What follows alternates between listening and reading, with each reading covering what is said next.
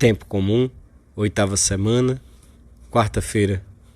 Tema 66. Aprender a servir. Pontos a meditar. 1. O exemplo de Cristo. Servir é reinar. 2. Diversos serviços que podemos prestar à igreja, à sociedade, aos que estão ao nosso lado. 3. Servir com alegria, sendo competentes na nossa profissão. Pelo sinal da Santíssima Cruz, livrai-nos Deus, nosso Senhor, dos nossos inimigos. Em nome do Pai, do Filho e do Espírito Santo. Amém. Meu Senhor e meu Deus, creio firmemente que estás aqui, que me vês, que me ouves. Adoro-te com profunda reverência. Peço-te perdão dos meus pecados e graça para fazer com fruto este tempo de oração. Minha Mãe Imaculada, São José, meu Pai e Senhor, meu anjo da guarda, intercedei por mim.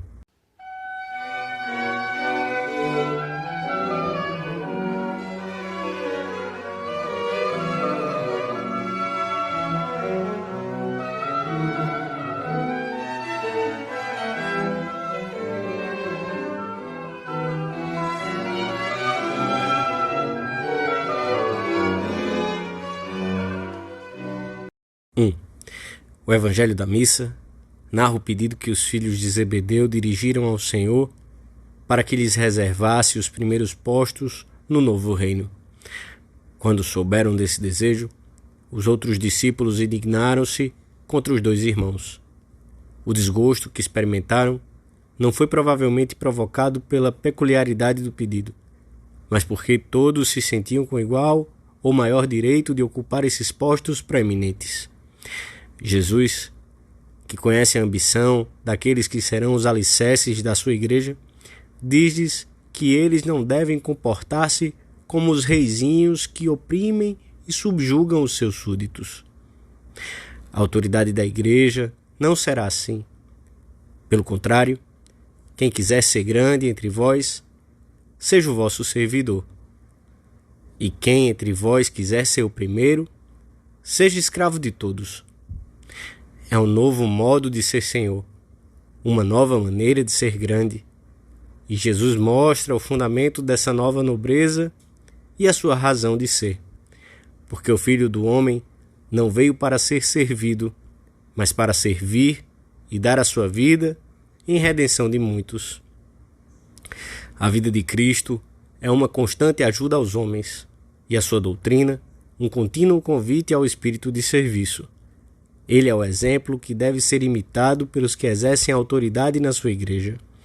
Sendo Deus e juiz, que há de vir e julgar o mundo, não se impõe, serve por amor até dar a sua vida por todos. Esta é a sua forma de ser o primeiro.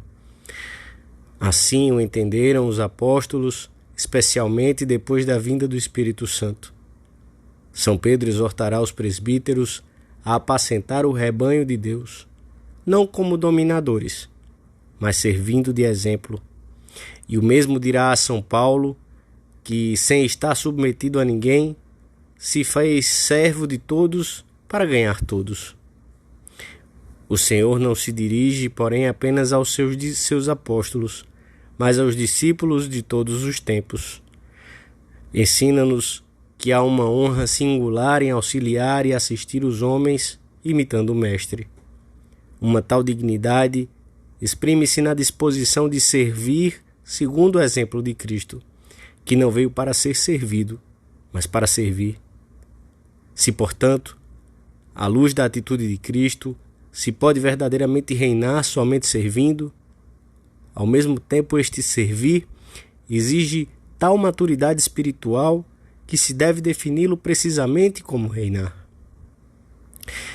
Para se poder servir os outros digna e eficazmente, é necessário chegar a um autodomínio muito grande, que saiba ultrapassar as barreiras interiores do egoísmo, os pruridos de independência e de superioridade em relação ao próximo, as impaciências de quem só tem olhos e tempo para suas próprias preocupações. E tudo isto só o consegue o homem espiritualmente amadurecido, forte, enérgico. Daí que, paradoxalmente, servir seja realmente reinar.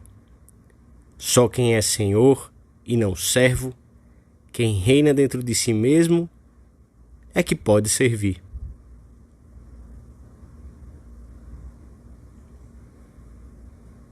Dois. A vida de Jesus é um incansável serviço aos homens, tanto material como espiritual. O Senhor atende-os, ensina-lhes, conforta-os, até dar a vida por eles. Se queremos ser seus discípulos, como podemos deixar de fomentar essa disposição do coração que nos impele a dar-nos continuamente aos que estão ao nosso lado? Na última noite antes da paixão, Cristo quis deixar-nos um exemplo particularmente significativo de como nos devíamos comportar. Enquanto celebravam a ceia, levantou-se, tirou o manto e, tomando uma toalha, cingiu-a. Depois, deitou água numa bacia e começou a lavar os pés dos discípulos e a enxugar-lhes com uma toalha com que se cingira. Realizou a tarefa própria dos servos da casa.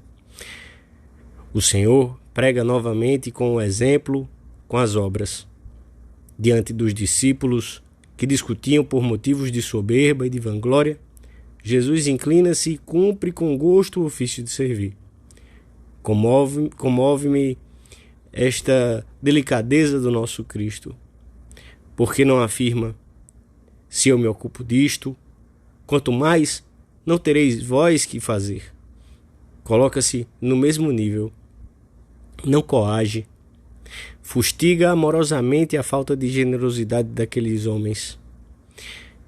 Como aos primeiros 12, também a nós pode o Senhor insinuar-nos, e nos insinua continuamente. Exemplum deri vobis, dei-vos o exemplo de humildade. Converte-me em servo, para que vós saibais, com coração manso e humilde, servir a todos os homens. Para servir, devemos, antes de mais nada, entender o exercício da nossa profissão, não apenas como um meio de ganharmos a vida e desenvolvermos nobremente a nossa personalidade, mas como um serviço à sociedade, um meio de contribuir para o seu desenvolvimento e para o necessário bem-estar. A essa intenção sustentada, devemos acrescentar um extraordinário escrúpulo em trabalhar conscienciosamente, mediante um estudo profundo de cada assunto, a diligência e o esmero na sua execução e o seu perfeito arremate, tanto no conteúdo como na forma e nos prazos. Seria um logro à sociedade oferecermos gato por lebre ou deixarmos as coisas mal resolvidas e cheias de pontos fracos, pois não serviríamos os outros, antes lhes carregaríamos sobre os ombros a tarefa de rever, consertar ou concluir aquilo que não lhes competia e que lhes vai tirar tempo para suas próprias responsabilidades. Cometeríamos uma grave injustiça e seríamos um fardo para os demais, não uma ajuda. Por outro lado, a figura de Cristo, que, no exercício da sua missão de dar a conhecer o Pai, atende com solicitude os que se aproximam dele e chega a lavar os pés dos discípulos, deve ser um estímulo poderoso para não apenas nos contentarmos com trabalhar honradamente bem, mas para vermos sempre o lado humano das pessoas, a quem estamos ligados e por vínculos profissionais. Quantas vezes não tendemos a encarar os que trabalham às nossas ordens como simples peças de uma engrenagem? A vida familiar é outro lugar excelente para manifestarmos o espírito de serviço num sem fim de detalhes que ajudam imperceptivelmente a fomentar um convívio grato e amável, em que Cristo está presente. Não é verdade que, quando se ausenta um membro da família que vive esse espírito sem chamar a atenção, se nota um vazio de alegria, de expansão, de bom humor? Esses pequenos serviços em que procuramos adivinhar os desejos dos outros e dar-lhes pequenas alegrias são, além do mais, um meio de nós mesmos não cairmos no aburguesamento e de crescermos na vida de união com Deus, que vê o que se passa em segredo. Daí a felicidade de quem procura fazer felizes os outros. O segredo da nossa própria felicidade tem uma única condição: que nunca a procuremos, isto é, que a procuremos para os outros, esquecendo-nos de nós mesmos, com humildade de coração e delicadeza humana.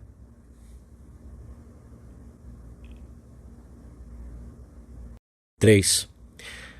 Não podemos imaginar o Senhor de cara fechada, queixumento, quando as multidões o buscam ou enquanto lava os pés dos seus discípulos.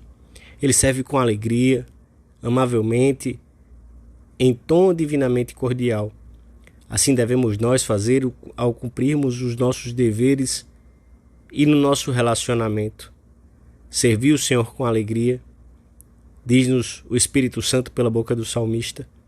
O Senhor promete a alegria, a felicidade a quem serve. Depois de lavar os pés dos discípulos, afirma: se aprendestes isto, sereis felizes se o praticardes. Talvez seja esta a primeira qualidade de um coração que, tendo-se dado a Deus, procura continuamente ocasiões, às vezes muito pequenas, de se dar aos outros. Aquilo que entregamos com um sorriso é como se adquirisse um valor novo e se apreciasse em dobro. E sempre que se apresenta a oportunidade ou o dever de prestarmos um serviço em si desagradável e incômodo, devemos pedir com as palavras daquele universitário que assistiu os doentes de um hospital e que um dia, ao ter de lavar o vaso sanitário bastante repugnante, dizia baixinho: Jesus, que eu faça boa cara. Devemos prestar atenção e ajudar os outros sem esperar nada em troca, sabendo que todo serviço amplia o coração e o enriquece. E em qualquer caso, recordemos que Cristo é um bom pagador e que, quando o imitamos, Ele tem em conta o menor gesto, o menor auxílio que tenhamos prestado. Sentimos-nos bem pagos com o seu olhar. Examinemos hoje se temos e manifestamos uma clara disposição de serviço no exercício da nossa profissão, se realmente servimos a sociedade através dela, não remota e indiretamente, coisa que pode esconder muitas artimanhas do egoísmo e da vaidade, mas de modo imediato, sem segundas intenções.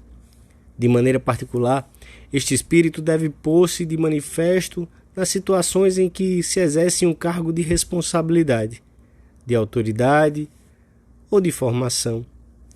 Vejamos ainda se procuramos evitar habitualmente que os outros nos prestem serviços não estritamente necessários ao desempenho do nosso cargo e que nós mesmos poderíamos realizar.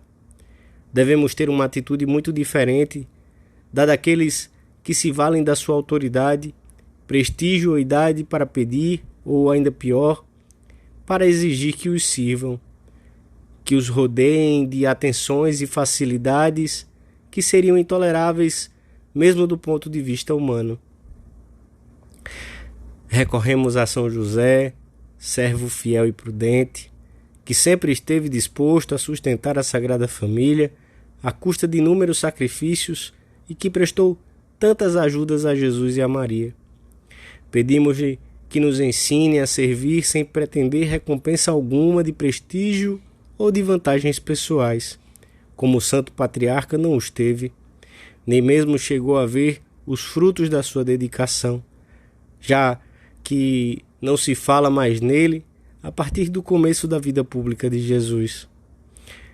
A sua recompensa visível foi o sorriso de que o rodearam até a morte, Jesus e Maria, e, no fim, o abraço de Deus Pai.